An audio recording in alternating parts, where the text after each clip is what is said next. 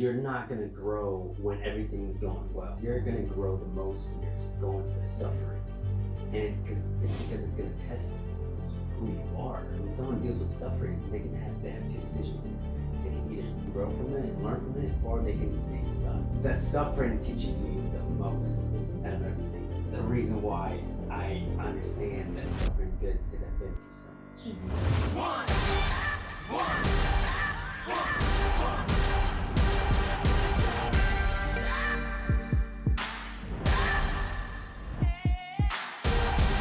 What is up, guys? Welcome back to 317 Wellness Podcast. We're here with another episode. My name is Tim. And I'm Jody. And we're going to be talking about, just wait for it. Let's just jump into it. Yeah, let's talk about the struggle. It's been a rough day today for us. Right? Yeah. The struggle with car issues. My car battery not working quite right. Then recently we've been through some sickness. So the struggle of that and trying to just balance normal life while it's not normal, right? Yeah. So today we're just going to talk more about like the struggles of trying to maintain your sanity really while raising a family, trying to maintain your health towards your goals, just overcoming your struggles. Like how do you overcome your struggles when it seems like everything just keeps piling? Yeah. What does your mindset need to be? What do you need to change? We're just going to be talking about how to overcome struggles. So let's go ahead and jump into it. So we were sick. Mm-hmm. A couple weeks ago, you had the baby fever or something like that. No, no, I do not have baby fever. You don't have no baby. No, I have no baby fever. No, Eli was sick the week before, and then I got hand, foot, mouth of all things. Like that's going around a lot. Eli was puked on the way home. From the Y, and then a week later, not even a week later, then I got sick, and then you started with like congestion and like flu-like kind of symptoms, the respiratory stuff. And so it was just this trajectory of like, all right, luckily our daughter didn't get anything, but yeah, I mean, you got a sick kid at home, so a parent has to stay at home, right, while the other one can work, and so we have that balance of. You stayed home with him, right? And then I went and worked, and then I came home, and then you went and worked. So luckily we have that flexibility with our schedules to do that. But it's the mental struggle that kind of hits more than anything, I think. Mm-hmm. So how do you like whenever the kids get sick, how do you kind of process through that? Like all of a sudden, now we got to change. I think before I just really struggle with the kids getting sick just because like I have a certain way that I run through my day and have my routine, and I'm very structured, and if something interrupts my routine, it definitely affects me, and I get very upset, very angry. So we're going through that process of kids getting sick. I definitely struggle with it, but I realize that I have to be selfless. I have to let go of my selfishness and tend to my kids and make sure that they're being taken care of first, because before then we don't know that we haven't experienced that, so we don't know how that's going to be, and it really, when the kids get sick, it really allows us to become selfless, or it's just not going to go well. We have to get into that caretaker role, which is thinking about their needs. I mean, we do that as parents, thinking about their needs first, but it's in a whole different kind of context, because then you're like even eating and things like that. Like sometimes, now it's 2-3 o'clock, you've tended to the sick child. Now it's like, maybe I should eat lunch. And you're midway through the day, or trying to get a workout in. And I know that if we're at our healthiest and our immune systems are working well, then we're going to be able to fend off whatever sickness is in the home. So I think in the back of my mind, at least, and I think for you too, it's that we need to stay on our healthy trajectory so that we can avoid going down with the kids as well. Yeah, because like when I was sick, I felt like I could just get up and start doing things, but I knew that physically I really couldn't, because of that cold and congestion. It just was slowing me down. I just felt more irritated when I was sick. Right. Compared to just like laying in bed. Like I was ready just to be moving, because mentally I was just ready to go. Physically I wasn't. Right. When I get sick, it's just mentally like annoying. Right. For me. It just, I don't know how it is for you. Oh yeah. I mean, I think sometimes though, for me, I guess if I'm really sick, to me it's like, this is the day that I don't have to take care of the kids, or I don't have to do the laundry or whatever. I mean, it's going to pile up, or I mean, you take care of a lot of stuff, but still it's like, there's going to be more after I'm done being sick. But yeah, I mean, if it's just like I couldn't be around people. That was my thing, is that I was considered contagious, but I wasn't coughing, I wasn't vomiting, I wasn't like completely drained. I was a little tired, but it was that like I just have to be at home. Like what, this is You're kind of going a little bit crazy, aren't you? Just because like it wasn't really affecting you. It just was kind of like you had to stay away from people, but right. But you're wanting to go and and it wasn't like a bad case of what I had either. So it was very mild, but still it was like I have to make sure, and I don't spread it around at the gym or anything. So I had to be at home, and so it was a little bit more of a struggle of like, well, I shouldn't go out to the store either. I shouldn't do this, or I really shouldn't do too much with Eli, even though like he's my little shadow, so we kind of have to do stuff together. But I think that mental struggle of, oh no, like the whole entire day, the routine of how I thought this was going to go, and now everything's different. Like that is probably the hardest thing. I mean, it is hard whether you have kids or not, but when you have kids and you have a normal, you have more people to take care of. When you go down as a parent, it's just really mentally a struggle.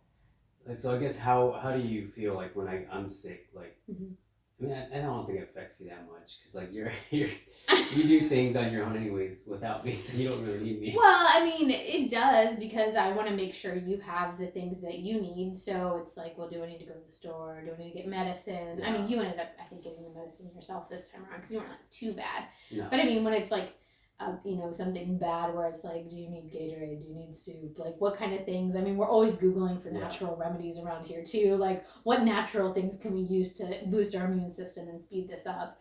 But I think, sometimes I think we get annoyed at each other a little bit too. Like we're a little bit more irritable when we're sick or when the other person's sick, and it's like, dang it, I'm now the only parent, and I've got a sick spouse that also needs my attention. So it becomes kind of you want to be gracious to the sick person, but at the same time, you know how much responsibility is now on you as the healthy parent doing stuff. Yeah, I mean, I think I handle it pretty well. Like I'm able to, like for me, like I like a challenge. So if you're sick and I know like the whole day you're gonna be just hanging out, I'm like, okay, I gotta set my game up, because like I have so much energy throughout my day. Like I focus my energy on my work and the gym, things like that. So if I can skip the gym, I have so much more energy to give. So all the stuff that we do, it's not that hard for me.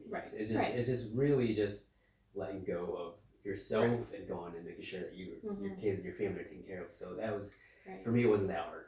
Yeah, and I think that's like a really good point. Like everyone, we're really capable, both as husband and wife and as father and mother, we're capable of taking care of these things and doing these things. It just becomes that mental shift. Are you in that right mental state to care for others, or are you mentally thinking about providing or protect? Like where is your mentality? The thing is that you're not going to be mentally, physically there if you're not physically and mentally healthy. Because if you're someone that's overweight and doesn't have the energy to do more throughout the day, you're not going to get things done. Right. Like compared to me, someone that works out almost every single day, has been working out 15 plus years, I have enough energy to keep going. I have a battery that's running all day. So I have the energy to give.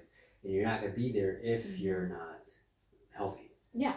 I mean, you can do some, but you're not going to be able to do much. Right. And I think, too, like, being healthy before illness, too, like, that's a huge, huge thing, because I've noticed a huge difference in my recovery from things where I just kind of bounce back a lot faster. Like, I got this, but it usually knocked people out maybe for a week or two, and for me, it was 3 days. And then I was able to get back at it and everything was fine. So I think, the healthy lifestyle that we already live sets us up for being able to get through those struggles of illness pretty quickly. Yeah, and I think, like I said, it was more of an annoyance to me, because I'm like, this is freaking interrupting my schedule. Like, let's just go.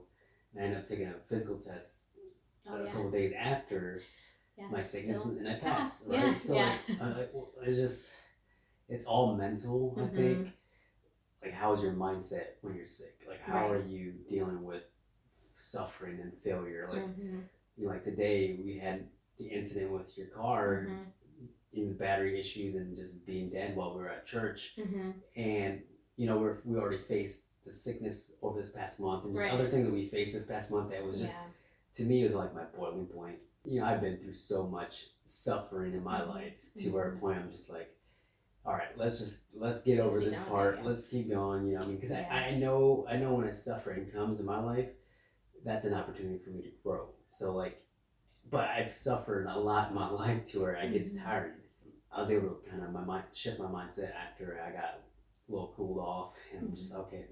Everything's gonna be okay. We're gonna get this car taken care of and just move on. Because it's just gonna be an annoyance for a few days, maybe. But in your mind, how do you deal with suffering? How do you deal with maybe failure? I guess. So I think when I think about the struggles, and really thinking about the sickness, I get really frustrated and annoyed like you too when it's not me sick. And I know this sounds terrible, but when it's one of the kids, a lot of times I'm just like, ugh. I'm fully capable to go to work. I'm fully capable to do stuff, but now I have to kind of sit around. And I'm convicted. Honestly, I'm just convicted. A lot of times you're like, we got to take care of the kids first. And I know that, but in that moment, I'm just so frustrated that my day is now, is ruined. Same. And so it's not ruined because I can sit and I can just kind of snuggle the kids or whatever just it is. Your perspective on it. Right. But yeah, so I think I get convicted by the Holy Spirit for sure in those moments of stop being so selfish. Your kids aren't going to, there's going to be times where our kids don't need us. they might be sick, but they're, they can take care of it themselves. And Lydia's kind of getting to that point sometimes. But yeah, I feel bad because I'm their mom and I'm their I'm the default caretaker. And so I think I just have to get on my knees and really pray for peace in my heart and my mind to just be able to realize that God gave me the responsibility of being their mother, and that this is honestly the most important thing that I'm ever going to do is be their mom. I'm going to cry. And so I just need to suck it up and realize that right now they need me more than my clients need me at the gym. Yeah, I think over the years, God has really taught me that. He's really taught me that you gotta start letting go of your selfishness so you can be there for your family. And I think now my mindset has shifted to where when the kids are sick, I'm like, sweet, yes, I get to take care of my kids now. And I've seen that switch because like I said, I think God gives you lessons and opportunities for you to grow. And I think if there's still areas in your life where you're struggling with that, my selfishness, He'll present an opportunity, kids being sick. And those moments will allow you to grow as a human, and I'm very proud of how I've recognized it. Because before we first started, I didn't recognize it. I was just focused on me. But the longer I become a dad, I've realized hey, you gotta focus on your family first, and that's what God wants us to do too. Yeah, and I think I've kind of learned from you that through struggle and through those kinds of things, that's really God showing us that He loves us, and that's His way of saying, hey, you're lacking in this, and I want you to grow, and I want you to be better for the people around you, better for my kingdom, better for your calling. And so if we don't take time to spend in God's word and to learn that these moments aren't just moments of frustration, but they're moments where we need to become aware and really grow, then we're not gonna grow if we don't recognize this. Like you said, you've recognized it. And the thing is you're not gonna grow when everything's going well. You're gonna grow the most when you're going through the suffering. And it's because it's gonna test who you are. When you deal with when someone deals with suffering, they have two decisions here. They can either go up and grow from it and learn from it, or they can stay stuck. So I think that the suffering teaches you the most out of everything. And I think the reason why I understand that suffering is good is because I've been through so much. So we go through situations in our life, and we go through situations of what happened in our marriage back in the pandemic. I was like, oh yeah. No, so that situation, another situation that we faced, that we had to deal with some type of suffering there, where we didn't have our wedding, we had to virtually have it online. Yeah. It was a punch in the gut, but at the same time, after it happened, we realized how special it was. So. Yeah, and I think like what you're saying, like there's been a lot of struggles, and you start to get weary over having so many different struggles. But I guess to encourage those that also go through a lot of struggles, like God is with you, and God is growing you in that, and that's like you almost want to say, okay, I get it, like enough, I don't need to grow anymore. Just give me a break. But I think that means, then you've said this before, that we're meant for a bigger calling. There's a bigger calling on our lives that we still need to grow and develop for, and that's going to get us to that. Like there's a bigger reason for that. So looking at other people or other couples or trying to compare and be like, why haven't they struggled as much as I have? Is it they have a different calling on their lives? They may not even know Jesus, and so there's just a difference in that. And so I think there's a lot of times where, again, I think during that, the marriage example was a really good one, because we were both like, really, like, why does everything seem complicated for us? Like, we can't just have a normal this, and we can't just have a normal that, and that's not us. Like, we aren't normal, and we had to come to that realization that God didn't make us normal like we think of other people. And so I've recognized now when there's adversity or suffering in my life that, like, I'm so aware of it and recognize it now, that it doesn't bother me. It doesn't worry me anymore, because I've been through it so much that I've seen God work in my life more during those times, and my faith has grown stronger in Him. So when there is circumstances like today or whatever, like I might get mad for a moment, but then I realize, okay, again, we're gonna go through this again. Let's go. Let's just get through it.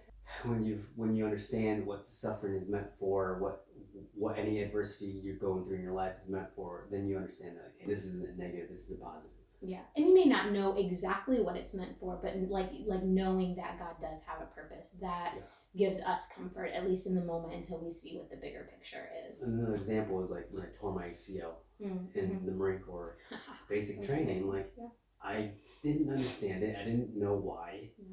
And after I got out, I was supposed to get a not severance pay. Like I was supposed to get disability rating, and I never got it. 10 years, 11 years later, I finally filed it, got it rating, and we got the same amount that we needed to have for Eli to be born. Or we were able to pay. We were able to pay almost the exact amount. So I didn't understand the suffering back then. I didn't understand for years. I didn't understand, why did I get hurt? Why was this my path? But there's just so many connections to why things happen. But that connection was that, hey, your son's here. Here's a gift. This is what's gonna pay for your son.